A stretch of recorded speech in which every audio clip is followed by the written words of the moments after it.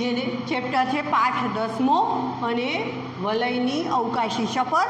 તેમાં પાર્ટ 1 સુધી આપણે જોયેલું હતું કે વલય, વિસ્મય અને વિરાટ ત્રણેય જણા એક એવા મોટા યાનની અંદર બેસી અને પરગ્રહવાસીઓએ ના પ્રદેશમાં ત્યાં ચાલ્યા ગયા હતા।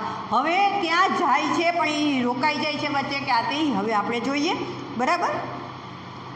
ચાલો પછીનું પેજ નંબર 61 ઉપર છે, તો ત્યાંથી આપણે શરૂઆત કરીએ। કોણ જાણે કેટલા કલાકો વીત્યા હશે અહીં પહોંચવામાં, કેટલા કલાક વીતી ગયા અહીંયા સુધી પહોંચવામાં, એ કે ખબર નથી। કઈ આ જગ્યા હશે? આ ત્રણેય જણા જે હતા ને એ વિચારતા હતા કે આ કઈ જગ્યા હશે, કયો ગ્રહ ને કઈ દુનિયા હશે। પહેલા યાનમાં કોઈ નહોતું એટલે કદાચ રિમોટ સંચાલિત હોય, પરંતુ હવે અહીં કોઈક જોવા મળવું જોઈએ ને। હવે તો અમે અહીંયા બીજા ગ્રહમાં આવી ગયા, તો અહીંયા તો કોઈક જોવા મળવું જોઈએ ને, અહીંયા કોઈ નહીં, ન્યાય કોઈ નહીં, શું છે આ વિચાર કરતા હતા। યાન દ્વારા તેઓ આ વિચિત્ર દુનિયામાં પહોંચી ગયા હતા। અહીં પણ આછા કે ઘેરા લાલ રંગનું સામ્રાજ્ય લાગતું હતું કે બધી જગ્યાએ લાલ લાલ કલર જ હતો। ઠંડી પણ ખૂબ હતી। થોડી વાર પછી સામેના ષટકોણ આકાર જેવા દરવાજામાંથી, એક ષટકોણ આકાર દરવાજો હતો, એમાંથી એક વિચિત્ર આકૃતિ એટલે કે એનો જે આકાર હતો ને, જે વ્યક્તિ, એનો આકાર કેવો હતો? વિચિત્ર। તો વિચિત્ર આકૃતિ અંદર પ્રવેશી। એ ત્રણેય પ્રથમ પૃથ્વીવાસી હતા। આ ત્રણેય વલય, વિરાટ અને વિસ્મય ત્રણેય પ્રથમ પૃથ્વીવાસી હતા, જે અત્યારે પરગ્રહી જીવને જોઈ રહ્યા હતા, બીજા ગ્રહના જીવને જોઈ રહ્યા હતા કે કેવા છે। વિરાટને યાદ આવ્યું। શું યાદ આવ્યું? આજ ઈટી છે। ઈટી એટલે શું? આજ ઈટી એટલે કે એક્સ્ટ્રા ટેરેસ્ટ્રિયલ। કોણ હતું? એક્સ્ટ્રા ટેરેસ્ટ્રિયલ કે બીજા ગ્રહના જે હોય અને ત્યાંથી આતંકવાદી, ટેરેસ્ટ્રિયલ એને કહેવાય આતંકવાદી, પણ કે આ એક્સ્ટ્રા એમ કે આ વિચિત્ર આકારના એમ, આને જ ઈટી કહેવાય। એનું શરીર રાખોડી રંગના, કયા કલરના? રાખોડી રંગના રબરમાંથી બનાવેલું હોય ને એવું નરમ પોચું લાગતું હતું। નાક, તો નાક ને કાન જેવી કોઈ રચના કળાતી નહોતી। નાક કાન કાંઈ નહોતું, નાક ને કાન ને કાંઈ નહીં, એવું કાંઈ નહોતું। આંખો તો એ કપાળથી ઘણી નીચી હતી, કપાળ હોય એનાથી ઘણી નીચી, વિચિત્ર અને સંપૂર્ણ ગોળ હતી। પક્ષીની જેમ તેની ઉપર પાપણો નહોતી। પક્ષીની જેમ પાપણો એમ એની અહીંયા કંઈ પાપણ નહોતી આંખોમાં, બરાબર। માથાનો ભાગ મોટો હતો અને તેની ઉપર વાળે નહોતા, માથા ઉપર વાળ નહોતા। તો તમને વિચાર આવશે કે આ શું છે? જુઓ, એ વર્ણન કરે છે। રાખોડી રંગના માથા પર એરિયલ જેવી, આવા એરિયલ હોય ને, એરિયલ એટલે તમને ખબર ને, તમારા ઘરની માથે જુઓ જે ટીવી માટે લગાડેલું એરિયલ, એને કહેવાય એરિયલ, બરાબર। એરિયલ જેવી 2-3 રચના લગાડેલી હતી। વાળ કાંઈ નહીં, પણ આમ ઊભા જે વાળા બાંધા હોય ને એવું એમ એરિયલ, બરાબર, એવી રચના એની દેખાતી હતી।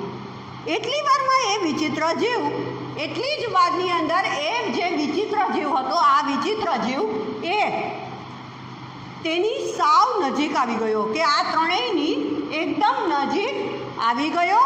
તેણે વારાફરતી ત્રણેયના હાથને પોતાના હાથ વડે સ્પર્શ કર્યા। આણે ત્રણેયના હાથને સ્પર્શ કર્યા, બરાબર। તેના હાથ વિચિત્ર, લાંબા આંગળીઓ હોય ને, લાંબી આંગળીઓ પર પુશ બટન જેવી સ્વિચો લગાડેલી હતી। લાંબી આંગળીઓ હોય ને એના ઉપર જાણે પુશ બટન હોય ને એવી સ્વિચો લગાડેલી હતી,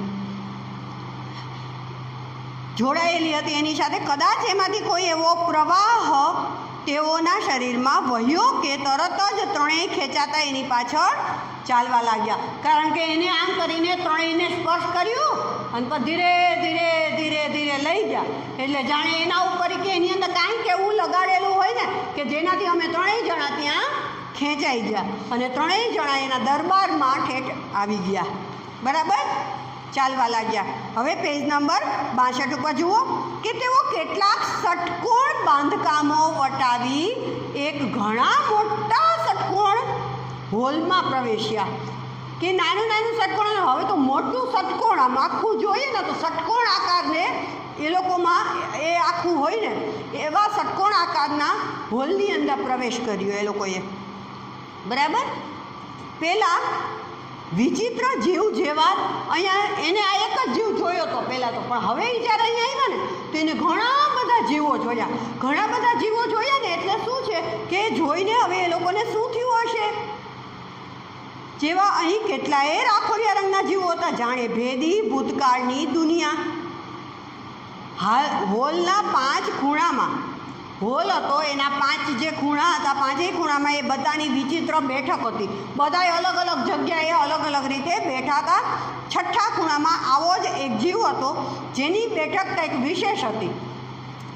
જો આના ષટકોણ હોય એને 6 ખૂણા હોય ને એને ષટકોણ કહેવાય. તો એના 5 ખૂણે એટલે કે ધારો કે અહીંયા અહીંયા અહીંયા અહીંયા ને અહીંયા આ 5 ખૂણે તો બધાય અલગ અલગ બેઠા હતા. પણ એ એમ કહે છે કે અહીંયા એટલે કે આ જે જગ્યાએ એક ખૂણે એવો વિચિત્ર જેવો હતો કે એ જાણે બધાયનો બોસ હોય ને એવો બોસ લાગતો હતો. બરાબર, એ જાણે બધાનો બોસ હોય એવો બોસ લાગતો હતો. ખૂણામાં એક જીવ હતો જેની બેઠક વિશેષ ઊંચી હતી, જેની સામે ડેશબોર્ડ હતું. આવું આ ડેશબોર્ડ એની સામે હતું. મેં જે અહીંયા ડ્રો કરેલું છે એની સામે હતું અને તેની ઉપર કેટલાય બટન સ્વિચો હતી કે દબાવે ને તમે છે ને પિક્ચર જોશો ને, મેં તમને કીધું સૌથી પહેલાં પાર્ટની અંદર જે મેં તમને વાત કરી ને કોઈ મિલ ગયા એની અંદર પણ એવું ડેશબોર્ડ છે. ટુ ટુ ટુ ટુ ટુ આવી રીતે એની અંદર જ્યારે દબાવીએ ને તો અવાજ નીકળે, પણ અવાજથી કંઈક સંદેશો જતો હોય એવી રીતનું એ સ્વિચ બોર્ડ બટન હતું કે જેને દબાવે ને તો એ દુભાષિયાનું કામ કરે. દુભાષિયો એટલે શું ખબર છે? તો જે હું ધારો કે એક ભાષા બોલું છું, એ ભાષા તમને ન સમજાતી હોય, બરાબર, હું ભાષા બોલું છું એ સામેવાળાને સમજાતી ન હોય, તો આ ડેશબોર્ડ છે ને એ એવું કામ કરે દુભાષિયાનું કે જેની અંદરથી અંગ્રેજી ભાષા નીકળે. બરાબર, કે કોઈ એવી ભાષા નીકળે કે જે સામેવાળાને સમજાઈ જાય, એને કહેવાય દુભાષીઓ. ધારો કે કોઈ એક વ્યક્તિ હોય ને તો વ્યક્તિ પણ દુભાષીઓ થઈ શકે કે મને ધારો કે 2 ભાષા આવડે છે, હું એમ કહું કે મને ગુજરાતી પણ આવડે, મને હિન્દી પણ આવડે અને મને સંસ્કૃત પણ આવડે. હવે સામેવાળો મારી સામે જે છે એને માત્ર ગુજરાતી ભાષા આવડે છે, એને સંસ્કૃત કે હિન્દી નથી આવડતી. બરાબર, તો મને બધી આવડે છે અને એમાંનો એકને એક એવો છે જેને માત્ર ગુજરાતી આવડે છે અને બીજો એવો છે કે જેને માત્ર સંસ્કૃત આવડે છે. તો સંસ્કૃત જે બોલે છે એ આ ન સમજી શકે અને આ બોલે એ આ ન સમજી શકે, તો હું શું કરું? દુભાષિયાનું કામ કરું કે આ બોલ્યું હોય ને જેણે તો એ હું આને ટ્રાન્સલેશન કરીને કહું. પછી આ બોલે આને કાંઈ આની સાથે વાત કરવી છે, આ બોલે તો હું પાછું ટ્રાન્સલેશન કરી અને આને કહું. સમજાઈ ગયું? તો એવી રીતે દુભાષિયાનો અર્થ એ થાય. તો દુભાષિયાનું કામ આ કરતો હતો. શું કોણ? તો આ જે બોર્ડ હોય ને બોર્ડ એ દુભાષિયાનું કામ કરતો હતો કે આ લોકોને જે કાંઈ એની ભાષા છે એ આ લોકો તો સમજી જ ન શકે ને, આ તો પૃથ્વી ગ્રહવાસી એ કોઈથી સમજી શકે. એટલા માટે શું કર્યું કે જે સ્વિચ બોર્ડ હતું ને એ સ્વિચ બોર્ડ એ ડેશબોર્ડ ઉપર એ સ્વિચમાં એ બટન દબાવે અને તરત જ અંગ્રેજી ટ્રાન્સલેશન કરી અને આ લોકો પાસે આવે વાત, અને આવી રીતે બંને વચ્ચે વાતો થઈ. હવે શું વાત થઈ એ આપણે જોઈએ. બરાબર, તેઓ કેટલાક ષટકોણા બાંધકામવાળા આમાં આવી ગયા, બધા અલગ અલગ ખૂણે બેઠા હતા. એમાં આનું વર્ણન કર્યું કે એ વચ્ચે હતો અને એની બેઠક ઊંચે હતી. 6થા ખૂણામાં આવો જ એક જીવ હતો જેની વિશેષ બેઠક હતી, જેની સામે ડેશબોર્ડ હતું અને તેની પર કેટલી સ્વિચો હતી. તેના માથા પર બીજા જીવો કરતાં વધારે પ્રમાણમાં એરિયલ હતા. બરાબર, સળિયા હતા.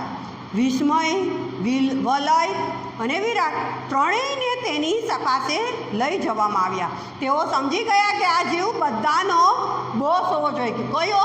આ ત્રણેય સમજી ગયા કે આ જીવ છે ને આ બધાનો બોસ હશે. હવે શું થશે? તેઓને મારી નાખશે કે ગુલામ તરીકે અહીંયા જ રાખી દેશે? એની અટકળો કરતાં આ ઠંડા રતાશ પડતા એટલે લાલ દેખાતા પડતા પરિસરમાં ત્રણેયના શરીરમાંથી ભયનું લખલખું પસાર થઈ ગયું કે એકદમ ભય લાગવા માંડ્યો કે આ પરિસર એટલે કે આ જે એ લોકોની બેઠક હતી ને એની પાસે આવીને એ લોકોને ખૂબ ભય લાગવા લાગ્યો. બોસ લાગતા પરગ્રહી એ તેઓની તરફ નજર માંડી. આ બોસ લાગતો જે પરગ્રહીવાસી હતો ને તો એણે આ લોકોની તરફ નજર માંડી અને આ જે પિયાનો વગાડતા હોય ને એ પિયાનો કેમ વગાડે એવી રીતે એણે ડેશબોર્ડ ઉપર આંગળીઓ ફેરવવા માંડી. જેવી આંગળી અટકી કે કંટ્રોલ બોર્ડ જે છે આ કંટ્રોલ બોર્ડ એનું સ્પીકર જેવી રચનામાંથી અંગ્રેજીમાં અવાજ આવ્યો. શું? અલબત્ત એ અવાજ યાંત્રિક હતો એમ લાગ્યું. કેવી રીતે? પૃથ્વીવાસીઓ અમારે તમારું અપહરણ કરવું પડ્યું છે, આવી રીતે અવાજ આવે. બરાબર, આની અંદરથી જે અવાજ આવે એ કેવો હતો? યાંત્રિક હતો. પૃથ્વીવાસીઓ અમારે તમારું અપહરણ કરવું પડ્યું છે. અમે અહીંથી પૃથ્વી પર જે યાન મોકલ્યું હતું તેમાં તમે ઝડપાઈ ગયા. બરાબર, આવી રીતે એ ડેશબોર્ડમાંથી અવાજ આવતો હતો. ફરી પાછી પહેલાં એ આંગળીઓ ફેરવી. જુઓ, એણે પહેલાં તો ડેશબોર્ડમાંથી એટલે કે કીધું તો આ લોકોએ જ ને. શું કીધું હતું? કે પૃથ્વીવાસીઓ અમારે તમારું અપહરણ કરવું પડ્યું છે. અમે અહીંથી પૃથ્વી પર જે યાન મોકલ્યું હતું ને તેની અંદર તમે ઝડપાઈ ગયા. બરાબર, તમે આવ્યા છો. હવે ફરી પાછા પહેલાં એ આંગળીઓ ફેરવી. વિસ્મય અને વલય એવું સમજી ગયા કે આ એક એવું યંત્ર છે કે જે દુભાષિયાનું કામ કરે છે અને ભાષાનું અંગ્રેજીમાં રૂપાંતર કરી સંભળાવતી હતી કે એવું વિસ્મય અને વલય બંને સમજી ગયા. આગળ સંભળાયું જ્યારે એને સ્વિચ બોર્ડ ઉપર આંગળી ફેરવીને ત્યારે આગળ પાછું કીધું, તમે અત્યારે સૂર્યમાળાના 6ઠ્ઠા ગ્રહ શનિના ઉપગ્રહો પૈકીના ટિટાન નામના ચંદ્ર પર છો. અહીં માત્ર મારું સામ્રાજ્ય ચાલે છે. તમારા કરતાં અમારી આ નાનકડી દુનિયા ઘણી આગળ છે. કોણ બોલ્યું? કીધું આને પરગ્રહવાસીએ, પણ એને સ્વિચબોર્ડ ઉપર આંગળી ફેરવી અને ત્યારબાદ એ સ્વિચબોર્ડ એવું બોલ્યું, એને દુભાષાનું કામ કર્યું. ત્યારે એને એમ કીધું કે તમે અત્યારે સૂર્યમાળાના 6ઠ્ઠા ગ્રહ શનિના ઉપગ્રહો પૈકીના ટિટાન, ક્યાં યાદ રાખવાનું છો કે આ કયા ગ્રહ ઉપર હતા? તો ટિટાન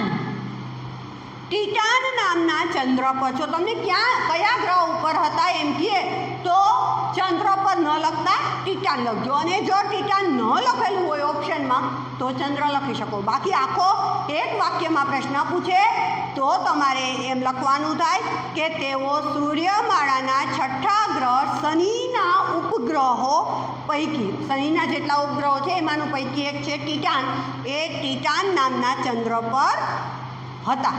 અહીં માત્ર સામ્રાજ્ય મારું ચાલે છે. કોણ કહે છે? પરગ્રહવાસી. તમારા કરતાં અમારી આ નાનકડી દુનિયા ઘણી આગળ છે. અમે ઘણું આગળ છીએ કે તમારા કરતાં. વલયને વિચાર આવ્યો. તે મનમાં અંગ્રેજીમાં વાક્ય ગોઠવી પછી બોલ્યો, પણ અહીં માત્ર રાતો પ્રકાશ છે.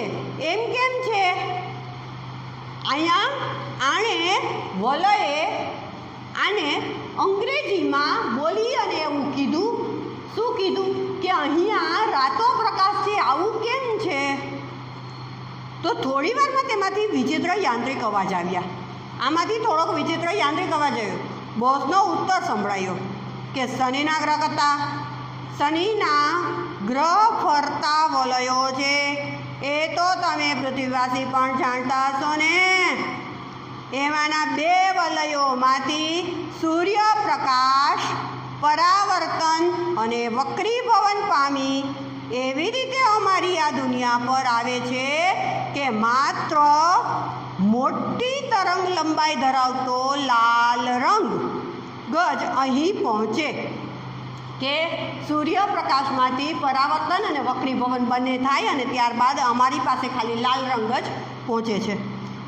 અમારે મન તો આ જ પ્રકાશ, બીજો પ્રકાશ ક્યારેય અમે જોયો નથી અને અમે તેને સહી શકીએ કે કેમ એ પણ અમને નથી ખબર. અમે બીજો પ્રકાશ સહી જ ન શકીએ. બીજી વાત, તમને અને તમારા જેવા બીજા માનવોના અપહરણ કરી અમે તમારા ગ્રહ પર એ ઝાંસા ચિઠ્ઠી મોકલવા માંગીએ છીએ. ઝાંસા ચિઠ્ઠી એટલે અમારો સંદેશો મોકલવા માંગીએ છીએ. કયો? કે આખી પૃથ્વી પર જેટલો યુરેનિયમ ધાતુ, જુઓ કયો ધાતુ? તો યુરેનિયમ. કારણ કે એ લોકોને કયો ધાતુ જોતો? તો યુરેનિયમ. એટલે એને એમ કીધું કે અમે તમારા જેવા કેટલાય ગ્રહવાસી જે પૃથ્વીવાસી છે ને એને અહીંયા લઈ આવી, અમારું યાન મોકલીએ, એને અહીંયા લઈ આવી અને એમાંથી ઝાંસા ચિઠ્ઠી એને મોકલીએ અને ત્યાંથી અમારે યુરેનિયમ જોઈએ છીએ. પૃથ્વી પર જેટલો યુરેનિયમ છે એ બધો જ અમને આપે, એમ અમને આપી દો. અમારું એ મુખ્ય બળતણ છે, અમારા માટે એ જ મહત્ત્વનું છે યુરેનિયમ. અને અહીંની જમીનમાંથી તે મળતું નથી. અમને અમારી જમીનમાંથી નથી મળતું, એ તમારી જમીનમાં જોઈએ છે એટલે મારે જોઈએ છે. ધારો કે એમ ન કરવામાં આવે તો? કોણે કીધું આવું? વિરાટે પ્રશ્ન કર્યો કે કદાચ અમે આવું ના કરીએ તો અમે પૃથ્વી પરની સમગ્ર માનવજાતનું નિકંદન કાઢી નાખીશું. જુઓ મેં લખ્યું છે નિકંદન કાઢવું એટલે હું? તો જળ મૂળમાંથી નાશ કરી નાખશું. આખી પૃથ્વીને અમે નાશ કરી દેવું જો તમે અમને આ નહીં આપો ને. તો ત્રણેય ફફડી ગયા એટલે બી ગયા. વલયે ઈશારો કર્યો. આ વલયે વિસ્મય અને વિરાટ બંનેને ઈશારો કર્યો કે અહીંયા આવો એમ કરીને વધુ નજીક બોલાવ્યા. કાનમાં કંઈક કીધું, એને કાનમાં કંઈક કીધું. બંનેને તેનો આઈડિયા, તેને એક આઈડિયા કીધો અને બંનેને એનો આઈડિયા ખૂબ ગમી ગયો. વલય અગાસીમાં રાતે સૂતી વખતે હંમેશા પોતાની પાસે ટોર્ચ સાથે રાખતો હોય. એટલે અહીંયા એની ભેગી ટોર્ચ સાથે રાખતો હતો. એ બેટરી યાનમાં જતી વખતે માંડ પોતાના ખિસ્સામાં સંતાડી રાખી હતી. એણે પોતાના ખિસ્સામાં જ્યારે એ યાનમાં ગયો ત્યારે એણે સંતાડી રાખી હતી. તરત તેણે એ કાઢી અને ઓન કરીને એટલે ડાયરેક્ટ એ બધાના ચહેરા પર, બરાબર. હવે એ લોકોએ ઓન કરી તેનો સફેદ પ્રકાશિત શેરડો પહેલાં બોક્સ પર નાખ્યો. તેના માટે લાલ રંગ સિવાયની તરંગ લંબાઈનો પ્રકાશ સહન ન થઈ શકે. જુઓ, એ લોકો લાલ રંગ સહન કરી શકે છે એટલે બેટરીનો જે સફેદ કલરનો પ્રકાશ હતો એટલે એ લોકો સહન ન કરી શકે ને, તો એ લોકો સહન ન કરી શક્યા. એમ સામાન્ય ટોર્ચ અહીં શક્તિશાળી શસ્ત્ર પુરવા થઈ. સામાન્ય ટોર્ચ હતી પણ એ સમયે વલયને યાદ આવ્યું તો થયું ને, નહીંતર યાદ આવે કે હાલો આની સામે પ્રકાશ કરું, તો યાદ ન આવ્યું. તેનો રબડિયો રાખોડી દેહ આ રાતા રંગના પ્રકાશમાં જ વિકાસ પામ્યો હતો. રાતો રંગ લાલ રંગ હોય ને એમાં જ વિકાસ પામતો હતો. જ્યારે સફેદ કરીએ ને તો તરત તેને આ સફેદ પ્રકાશથી બળતરા થવા લાગી, ખૂબ દુખવા લાગ્યું એ લોકોને. એના દેહમાંથી યાંત્રિક અવાજો આવવા લાગ્યા અને એનું રબડિયું પોચું શરીર ઓગળવા લાગ્યું. બરાબર. ખાલી કેનાથી? તો માત્ર ટોર્ચ કરી ને એનાથી. હવે ત્રણેયના જીવમાં જીવ આવ્યો. ત્યાં સુધીમાં આ વિચિત્ર જીવોમાં મોટી ભાગદોડ મચી ગઈ. એક આમ દોડે, બધા આમથી આમ દોડવા લાગ્યા. શું કામ? કારણ કે એ લોકોને બળતરા થવા લાગી, એનો દેહ પીગળવા લાગ્યો. એટલા માટે બોસનો તો ત્યાં જ રામ રમી ગયા. એ તો ત્યાં જ પૂરું મરી ગયા. ક્ષણવારમાં બીજી આ ત્રણેય મિત્રોના હાથમાં આવી ગઈ. ક્ષણવારમાં બાજી, ક્ષણવારની અંદર જ જે આખી આ બાજી જીત હતી ને એ ત્રણેય મિત્રોના હાથમાં આવી ગઈ. તેમણે અંગ્રેજીમાં કંટ્રોલ બોર્ડના માધ્યમ વડે તે જીવોને ધમકી આપી. જો આ બોર્ડ હતું ને, બોર્ડના માધ્યમ વડે એણે દબાવ્યું અને દબાવીને ત્રણેય જીવોને ધમકી આપી. શું? અને પોતાને તાત્કાલિક પૃથ્વી પર પાછા જવા માટે યાનની વ્યવસ્થા કરો એ કે કરવા કહ્યું. ખૂબ જ ભયભીત થયેલા ઉપગ્રહવાસીઓને તરત જ તેમણે આજે બીજા ગ્રહવાસીઓ જે હતા ને ઉપગ્રહ, તો એ લોકોને ધમકી આપી એટલે એ લોકોએ તો તરત જ તે યાનની વ્યવસ્થા કરી દીધી અને એને બેસાડી દીધા ને કે જાઓ તમે પૃથ્વી ઉપર, પૃથ્વી સુધી પહોંચે એ માટે પ્રોગ્રામ કરી દીધું. એટલે એ લોકોને એવો પ્રોગ્રામ કરી દીધો કે જાઓ હવે તમે, એમ કરીને તરત જ મોકલી દીધા, કારણ કે બધા ડરી ગયા હતા. ત્રણેય લાલ રંગી આ દુનિયાને અલવિદા કરી. અલવિદા એટલે બાય બાય કર્યું. વલયે પોતાની બેટરી ફરી હાથમાં લીધી. વલયે પોતાની બેટરી ફરીથી હાથમાં લીધી અને હવે છેલ્લો પેરેગ્રાફ કે અગાસીમાં સૂતેલા વલયને એના મમ્મી ઢંઢોળતા હતા કે ઊઠ ઊઠ ઊઠ, કારણ કે ઓલો તો સપનામાં હતો. ક્યાં સપનામાં હતો? અવકાશી સફર કરતો હતો. ક્યાં કરતો હતો? તો ઊંઘમાં કરતો હતો. આખું સપનું હતું. અત્યાર સુધી આપણે જે જોયું ને એ આખું શું હતું? સપનું હતું. કોનું સપનું હતું? વલયનું. વલયને આવી અવકાશી સફર કોણે કરી? વલયે કરી હતી. ત્રણેય છોકરાઓએ નથી કરી, ખાલી વલયે જ કરી હતી અવકાશી સફર. એટલે આપણને પહેલાં તો વિચાર આવે ને કે કરી તો અવકાશી સફર બધાએ ત્રણે, તોય નામ કેમ વલયનું લખ્યું? કારણ કે સપનું કોને આવતું હતું? વલયને. અગાસીમાં સૂતેલા મમ્મી ઢંઢોળતા હતા, ઊઠને જો કેટલો દી ચડી ગયો છે. તારા બધા ભાઈબંધી કે ક્યારના ઉઠીને એના ઘરે ચાલ્યા ગયા ને આમ બેબાકડો થઈ બેટરીને હાથમાં લઈને શું કરે છે તું? રાત્રે ઉઠીને બેટરી હાથમાં હતી. કોઈ સપનું તો નથી જોયું ને તે? એના મમ્મી પૂછે છે. ખરેખર તો હા, સપનું જ જોયેલું છે. બરાબર. તો આખી આ કથા જે છે કિશોરભાઈ કનૈયાલાલ અંધારિયા એના લેખક છે અને એનો સાહિત્ય પ્રકાર વિજ્ઞાન કથા છે. નિકંદન કાઢવું આ એક રૂઢિપ્રયોગ છે. જળમૂળમાંથી નાશ કરવું. અને આખી કથા કયા માસની છે? તો મે માસની. આખું જે યાન મેં દોરેલું હતું ને, તો એ યાનનો કલર કેવો હતો? રાતો એટલે લાલ પડતો. બરાબર. અને આકાર કેવો? લંબગોળ ઈંડાના આકારનો. અને આ લોકો કયા ગ્રહમાં ગયેલા? ટિટાન. અને ત્યાંથી એ ગ્રહવાસીઓને, ઉપગ્રહવાસી હતા, એને અહીંયા પૃથ્વીવાસીઓ પાસેથી શું જોઈતું હતું? તો યુરેનિયમ. આ બધું યાદ રાખજો. આ તમારા ચેપ્ટરમાં પૂછાય એવા પ્રશ્નો છે.